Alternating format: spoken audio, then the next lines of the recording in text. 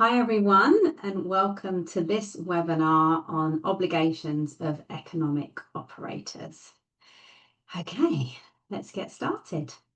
Okay, as we do always on the ICW webinar, so hopefully you're quite familiar that we've seen you before. If not, and you're new to these webinars, then welcome and thank you for joining today. But we really want you to actively participate. You'll see Mark Gardner's here, who will introduce himself in a moment.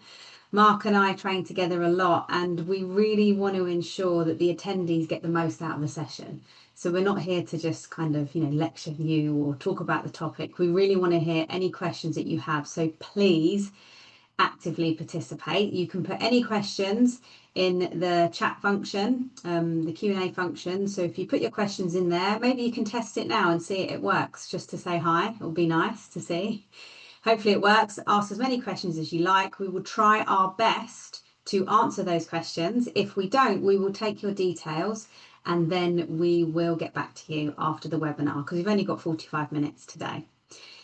All webinars are being recorded, and if you've missed any historically, they are available on the ICW website. By signing up today, you'll get sent the link for the recording of today's webinar as well.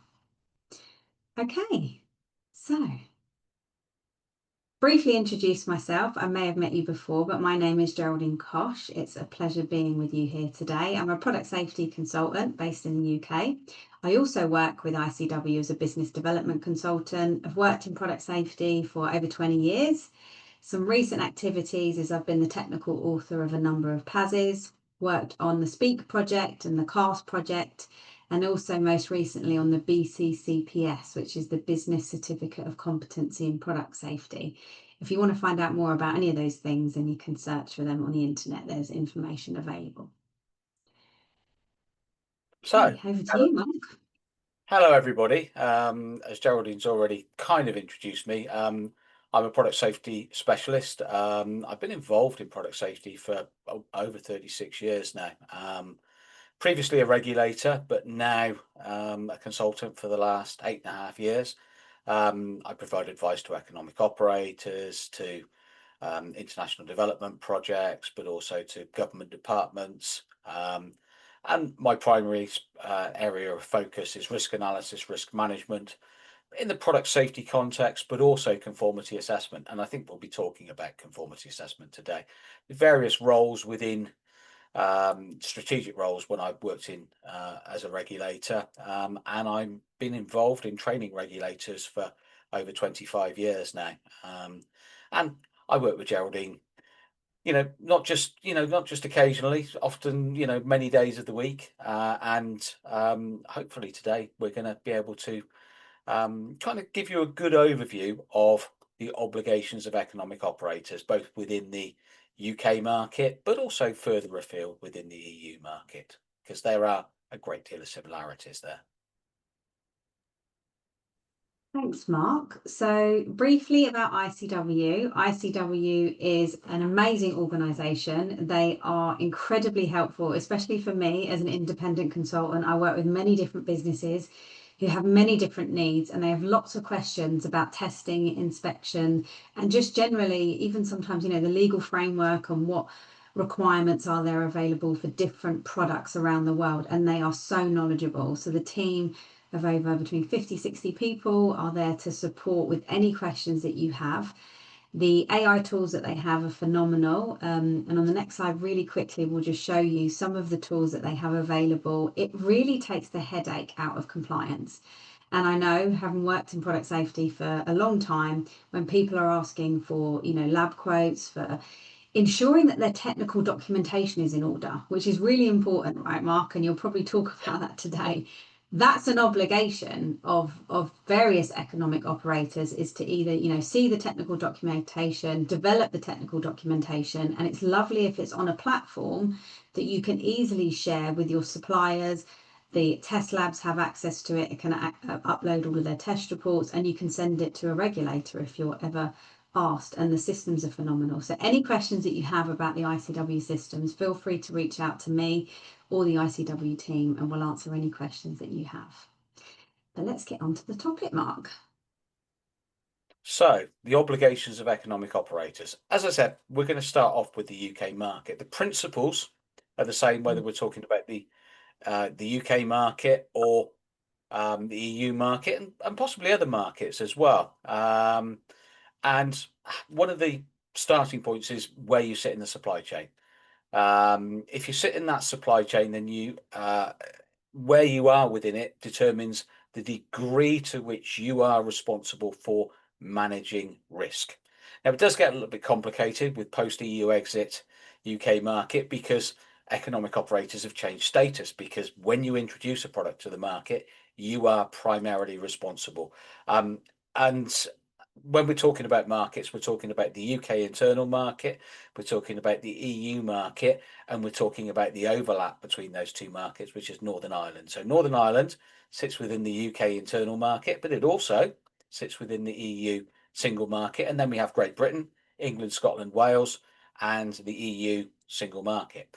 England, Scotland, Wales are a different market for the purposes of regulation, and therefore when you introduce those products to that smaller market, you take responsibility for them, even if those products have come from somewhere within the somewhere else within the EU market.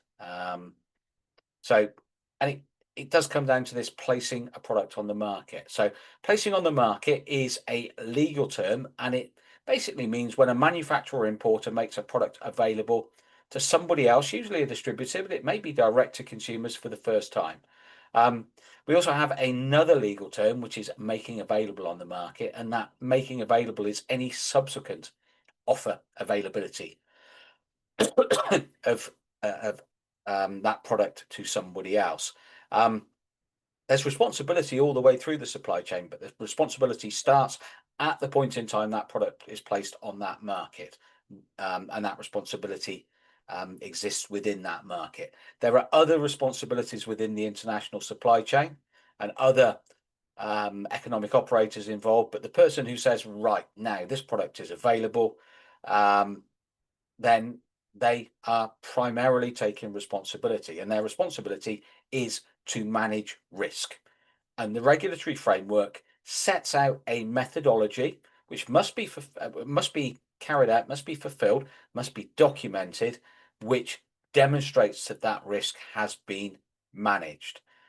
Both markets have what's known as a post-market regulatory framework for product safety. And that means that the regulator doesn't get involved at the early stages, doesn't get involved in the design or in the production for most products anyway. There are some products where that's the case. But for most products, don't get involved. But when that product is introduced to the market, then whoever does that must be able to demonstrate that they've done all of those things: design, verification, production control, etc. So when we're talking about the market, we've got a graphic here, a wonderfully produced AI graphic, which kind of demonstrates the point. You've got products that are manufactured and they reach the entry point to the market, customs control. Customs control is a financial control, but it's also a market control. Market surveillance occurs then. And there's an importer who brings the products in. Right. Yes, they must be able to demonstrate that they are able to, even if they've not manufactured it, they've not been involved in the manufacture, or maybe their name is on it, so they become the manufacturer, but they've subcontracted that manufacturing to somebody else, that this risk management, called conformity assessment, has been carried out. Conformity assessment is the primary responsibility, primary obligation of everybody within the supply chain, but it is carried out by the manufacturer. I just saw the question, is placing on the market the same in the EU as in the UK? Kind of. It is actually, legally speaking, the same, but the market is different, and the market is regulated at a horizontal level in a different way currently. So in answer to the question, yes, if we're talking about introduction to the market, absolutely the same. But if we're talking about your obligations in relation to that, then there are subtle differences. I didn't see that last question.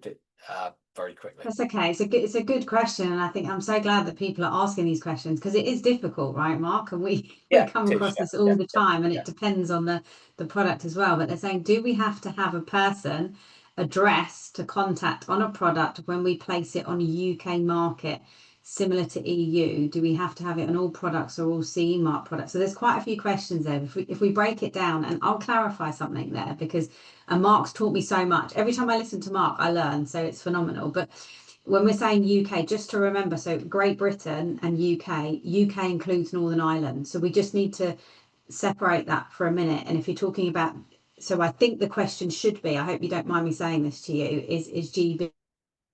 So do we have to have an address on a product that's been sent direct into GB, Mark? If it's being placed on the market, it's gone through an importation procedure and by an importer or a manufacturer, then yes. If Yeah. it's sent direct to a consumer at this point in time in Great Britain, you do not need any representative. That's one of the differences between the two legal frameworks. If you're doing that in the EU, even if you're sending it from wherever in the world direct to a consumer, that is considered placed on the EU market, and for CE mark products, but also for products under the General Product Safety Regulation now. But it's not the same in England, Scotland, and Wales. But Northern Ireland, absolutely, which is also part of the UK.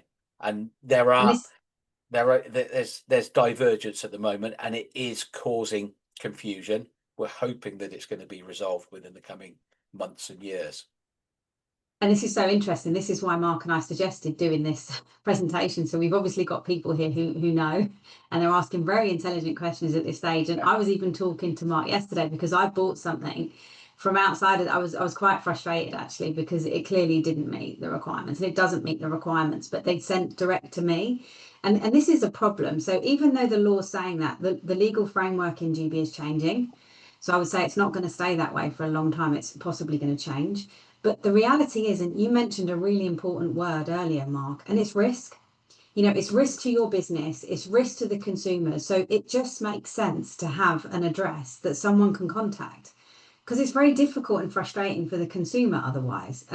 So I just want to mention that on there. And you said, do you have to have a CE mark product? So we've answered that. So don't forget about the GPSR in Europe, which is very clear about the address. And Mark's going to cover that. But great questions. Thank you. And thanks, Mark. And we can make this distinction in terms of the two different markets and placing on the market. If when Geraldine bought her product direct from a supplier outside of the UK, that was not considered placed on the market, even though she bought it and she imported it personally. That is not placed on the market because it's not available to anybody else. So if it doesn't become available to anybody else, then it's not considered placed on the market. In the EU, absolutely. If you're selling direct to consumers, you've got to have that representation, and that representative has got to have their name and address on the product. But Geraldine was very frustrated. Yes. Very cross. And I've already kind of alluded to it. If you're placing the product on the market, you take responsibility for it. You must be able to demonstrate it's in conformity. Basically, the legal framework is derived from something called Commission Decision 768, still in the UK, and that is that risk is managed at design and production stages and documented, and the presumption is that the product does not meet the regulatory requirements unless you can demonstrate factually, evidentially, that product has gone through the conformity assessment process. So the design has been verified against whatever safety requirements, a specification for that design has been set, and then there is evidence that is what is manufactured consistently throughout the production run. And market surveillance are provided with powers in relation to that, but there is a fundamental obligation, particularly if you put a CE mark on your product, but also under the new General Product Safety Regulation in Europe, that if you place that product on the market, you are able to justify it. So it is a reverse burden. It's no longer up, and it hasn't been up to them since 2008 to market surveillance authorities to demonstrate that your product is not safe. You must be able to demonstrate that your product is safe. If you're unable to demonstrate that your product is safe, CE mark product in Great Britain, then that is a criminal offence, as well as rendering your product not considered in conformity or not safe, depending on product characteristics. And so it is a reverse burden. It's a primary obligation. Here in the UK, many of us are able to submit our own tax returns. So the figures we earn, figures we spend, etc., for the purposes of our income-based taxation. Now, we don't have to submit our accounts. We just put the figures in. What I earn, what I spend, gross profit, pay tax on that. Our tax office might not ask, and they've never asked me, touch wood, to support those figures. But should they ask me, I've got to be able to support those figures with full accounting. It's exactly the same for the products you place on the market. You've got to be able to demonstrate that you've done what the law requires to demonstrate that they're safe, and that you've documented it and can produce it. Market surveillance authorities do not even need suspicion about your product to ask for that documentation. You are under a legal obligation to provide it to them. So that's the fundamental principle, and that was a big change in 2008. And this is kind of so the risk is managed by manufacturers, by importers, by distributors, by authorized representatives, but also by market surveillance. It's a partnership. Was there another question there, Geraldine? Yeah, I was just writing some thoughts. It's a really good question, and I want to ask you another question based on it. Thank you so much for putting that across. But somebody's asking about trying to lower testing costs, and asking ICW. Of course, you can ask ICW. They are phenomenal. Will really help you try and get your costs as low as possible, but still complying with the requirements that you need to comply with. But an important question on that is, do we need to test?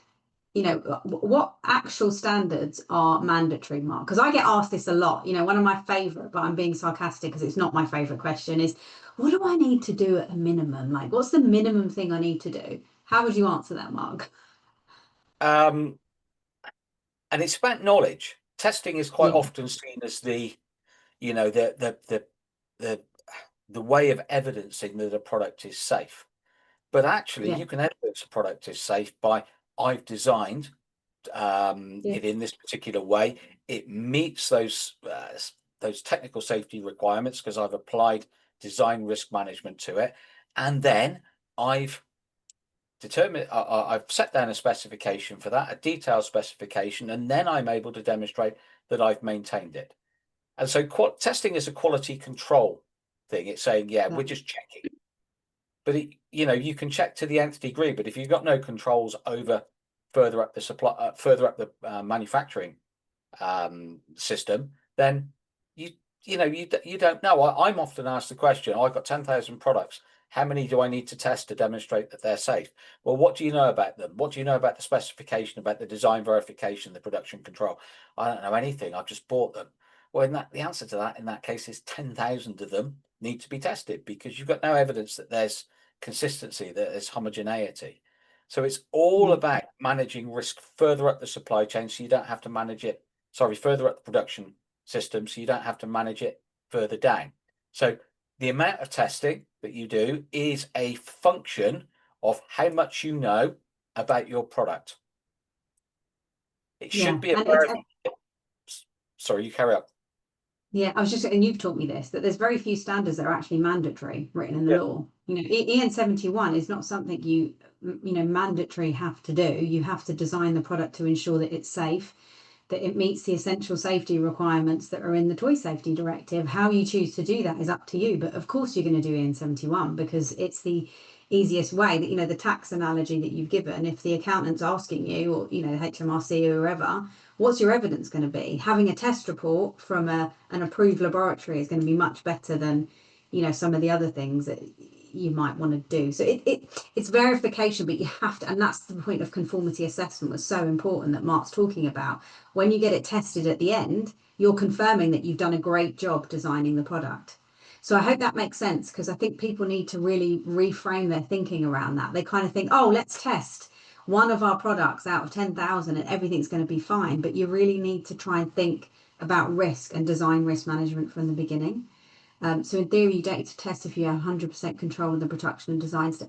It depends. We can't really answer that question. If it was me, ideal situation, raw material controls and testing for chemical depends on the product, how complex the product. Are you talking about a paper product? Whereas a really complex electrical toy, so it's going to be different. Then I would have controls in place throughout production. And then finally, I would be testing again. You could have in-house test laboratory to check things that you're concerned about. So yeah, we could talk about this for hours, right? And I know we don't have much time. Yeah, and I mean, I'm actually gonna commit myself on that and say, in theory, you do not need to employ a test laboratory to issue test reports if you can demonstrate 100% control over your systems. But what 100% control over your systems looks like, is, as Geraldine says, it's a bit of an open question. The point is for many products, there is no legal requirement to have a test report. It is the accepted way. For market surveillance will say, well, I've got questions about your product. Can you demonstrate conformity of that? And the manufacturer, importer, or even authorized representative says, yeah, here's a test report. And because we teach market surveillance officers, they will go, okay, then link that back to a specification to a production control system to demonstrate that all of the products you place on the market are safe. And that's quite often missing. A test report is an indication that the product tested met particular testing parameters, but only the product tested without the other evidence to support it. And this is what market surveillance do, is they risk manage the market. So they look at the market, they collect data, they turn that data into information and then intelligence to target their interventions, to ask these questions. And they quite often ask these questions, and they used to spend a lot of time taking samples and having one tested. And what happened would be they would have a test report that says it fails this particular clause, and the manufacturer would say, well, we've got a test report that says it passes. And everybody got confused and said, well, what's happened then? And the first question was, oh, one test laboratory has obviously got it wrong. I had many, many years experience of this particular situation. No, what happened was that there'd been production drift, so that the product that was tested, when the manufacturer sent it off to their notified body or some other accredited test laboratory, something changed from that one. And when you compared the two side by side, well, actually something's changed. And quite often the manufacturer said, well, we didn't realize that had changed. Somebody's changed a component, or somebody's changed a raw material, or something like that. And so both test reports are valid. They tell different stories. But the biggest problem with that is, what else was placed on the market? What other changes may have occurred? Other characteristics that were not in control. So it is, although we're not talking to the slide, strictly speaking, we're getting down to the real kind of fundamental principles of this. Market surveillance risk managed by looking at the market, by asking questions, by removing products from the market if they can't be, if they're not demonstrably safe, if there are questions over it, and economic operators are required to be able to demonstrate that. So there is a partnership of risk management. And market surveillance don't just work within their own sectors, they collaborate with other market surveillance authorities, they collaborate between countries, particularly within the EU. There's many, many routes by which market surveillance authorities are able to exchange data and build intelligence profiles across the entire market. So as I've already said, we got different types of economic operators, and your responsibilities are different depending upon where you sit in the supply chain. But actually, manufacturers and importers, they both introduce products to the market. They have similar responsibilities. Manufacturers are responsible for carrying out that conformity assessment that I've talked about, design verification, production control, and importers are responsible for checking that it's been done.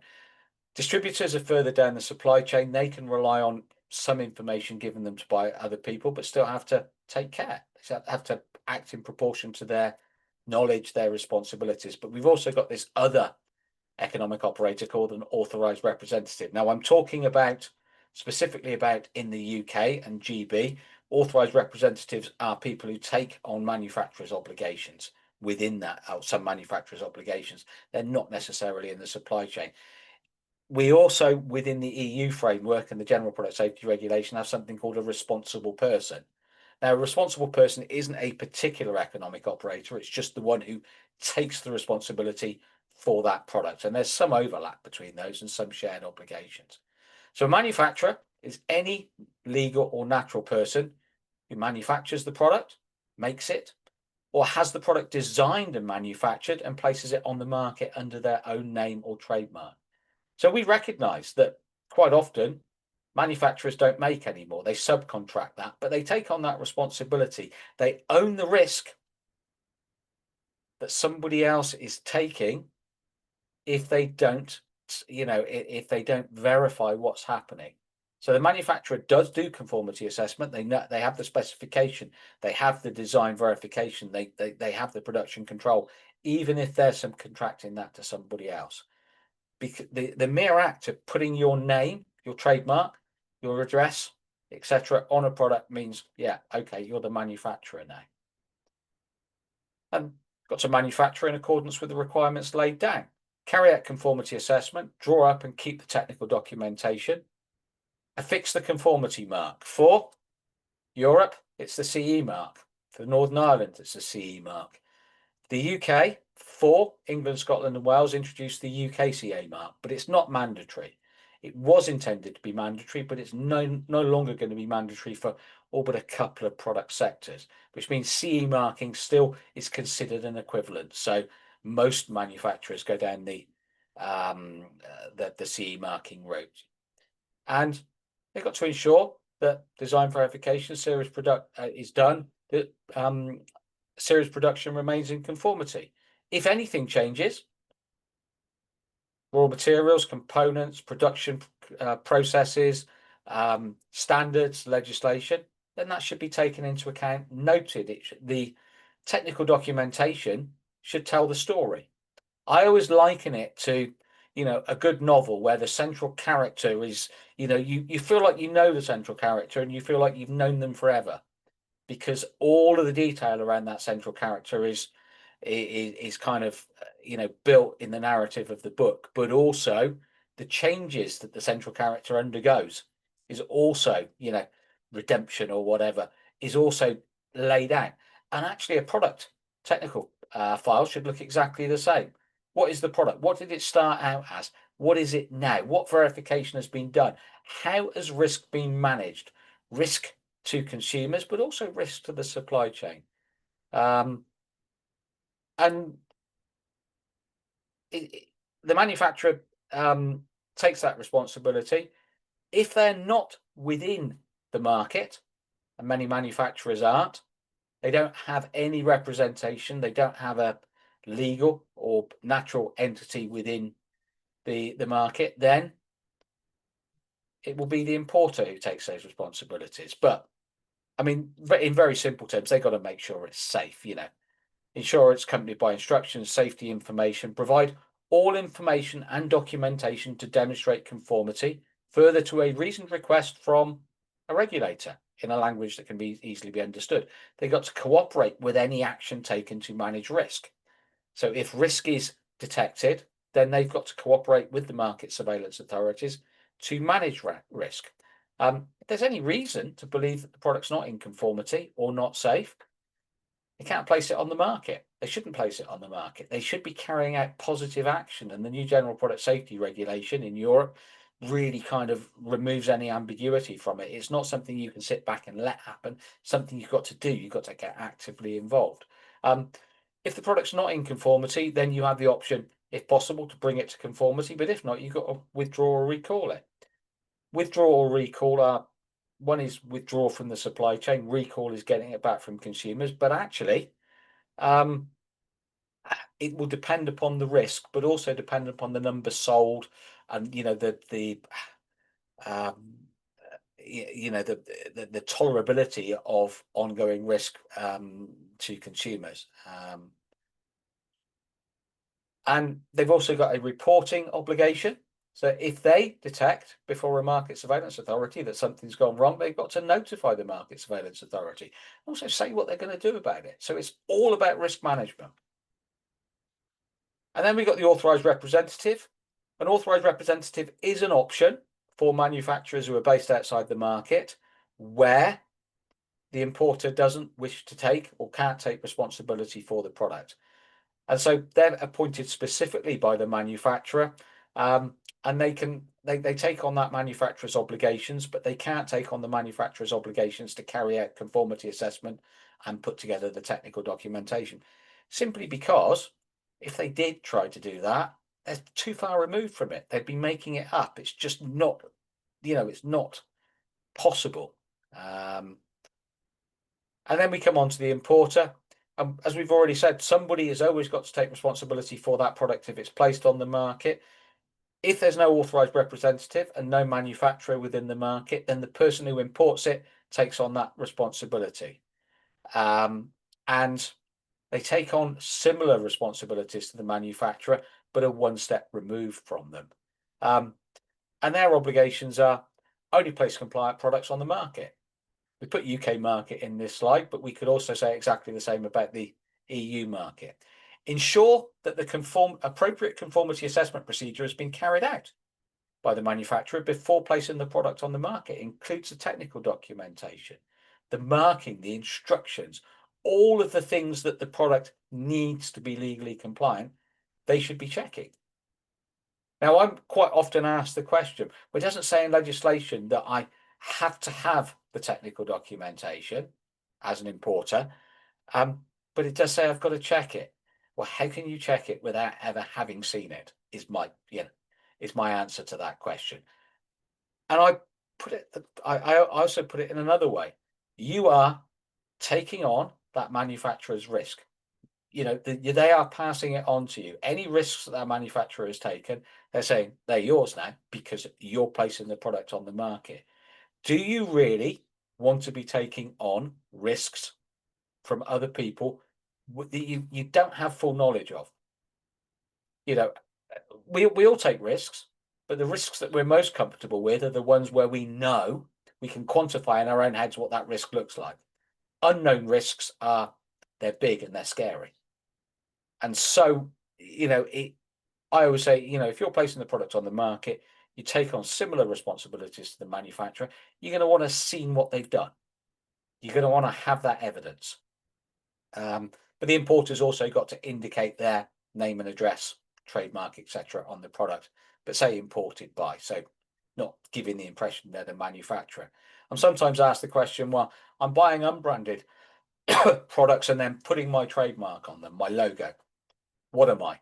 Well, actually, you're the manufacturer then.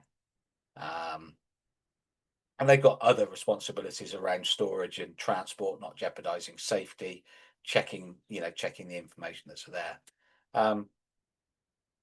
Where appropriate, with respect to the risks presented by a product, carry out sample testing.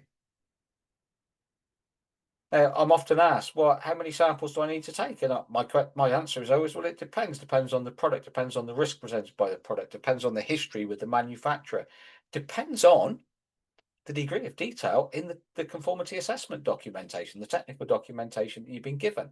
How comfortable are you that that product is in conformity? Well, not very at all. Well, in which case you need to do quite a lot of sample testing. Sample testing is a risk-based process. It's a way of determining your unknowns in any system. And the more unknowns there are, the more testing you need to do to reduce those unknowns. They've got to take immediate corrective action in exactly the same way as a manufacturer. If there are problems, keep copies of documents available for market surveillance authorities if requested, and justify that product should they be asked. You put a CE mark on that, show me your design specification, your design verification, your production control. And then further down the supply chain, the person who doesn't introduce the product to the market is the distributor, any natural or legal person in the supply chain other than the manufacturer or importer, and they make that product available.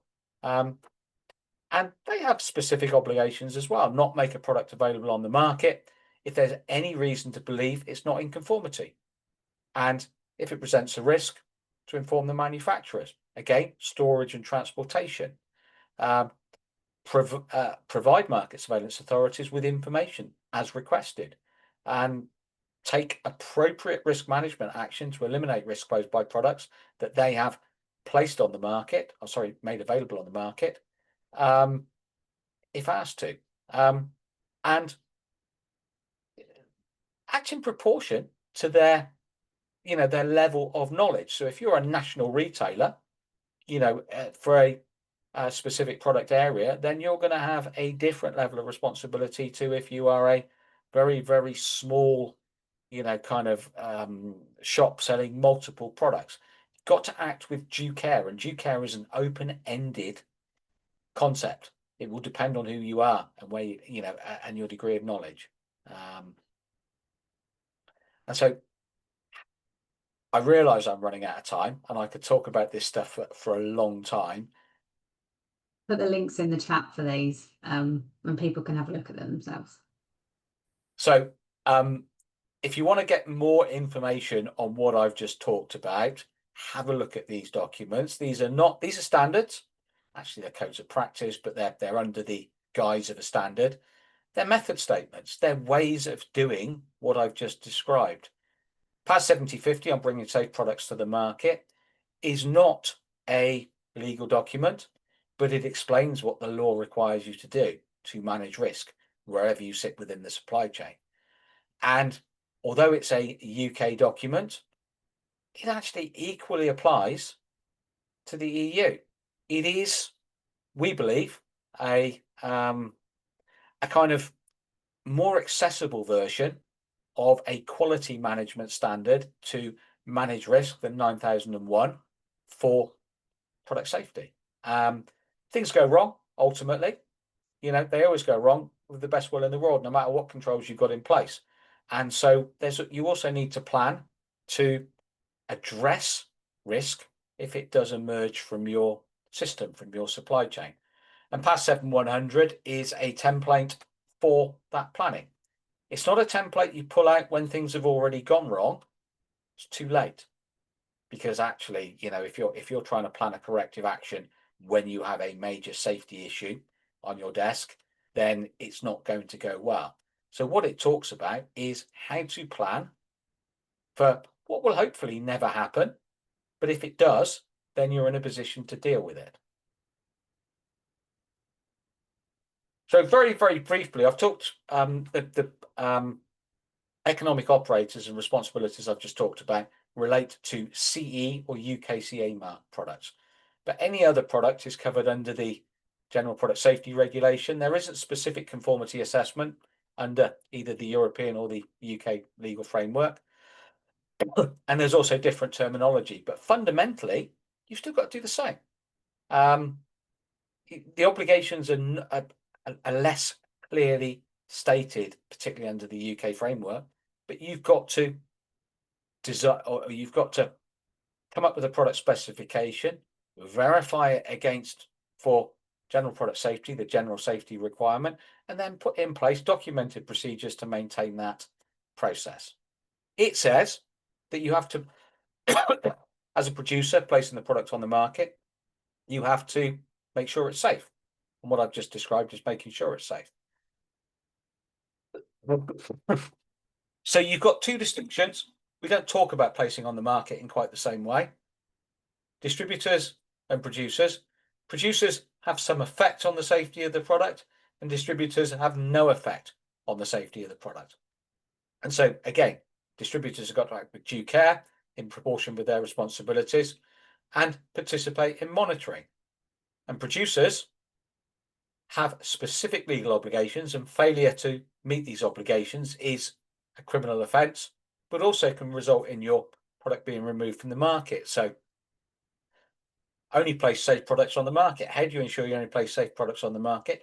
Well, you follow PAS 7050 and do what we've just been talking about. Provide consumers with information which enables them to assess product risks, and inform others within the supply chain, but also the Market Surveillance Authority, if they have placed a product on the market which presents a risk. Also, you could argue if somebody else has done that, and to monitor that product within the market, both before it's placed on the market, but after, when consumers are using it, commensurate with its characteristics.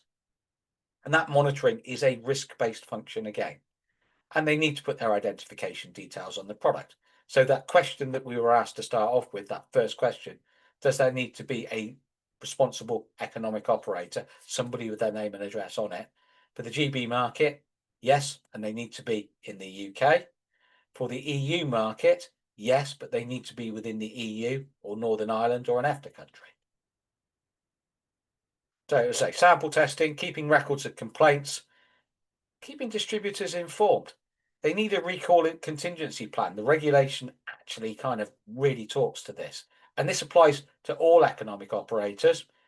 And where would we find a method statement for a recall contingency plan?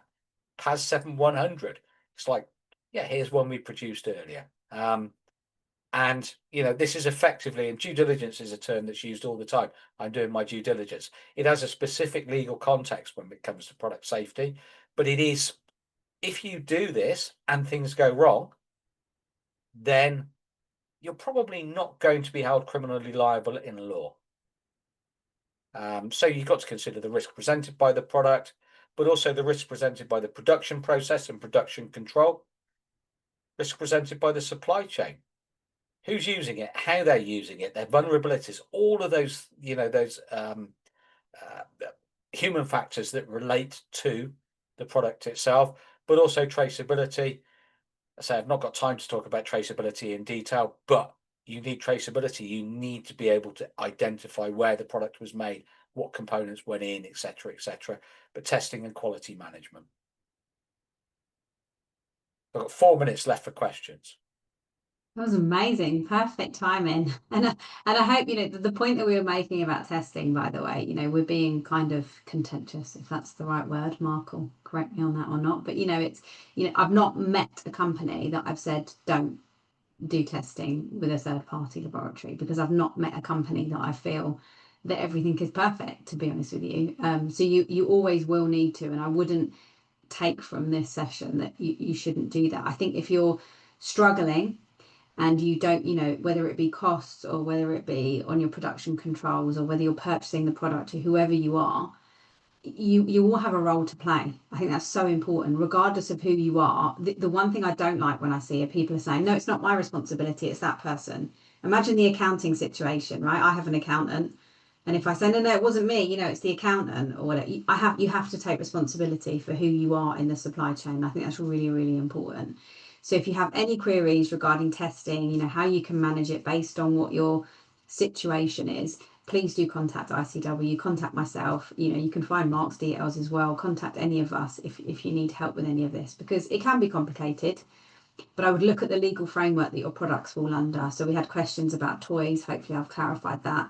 Look at the Toy Safety Directive and the regulations in GB, and look at the responsibilities that you have and who you are in the supply chain.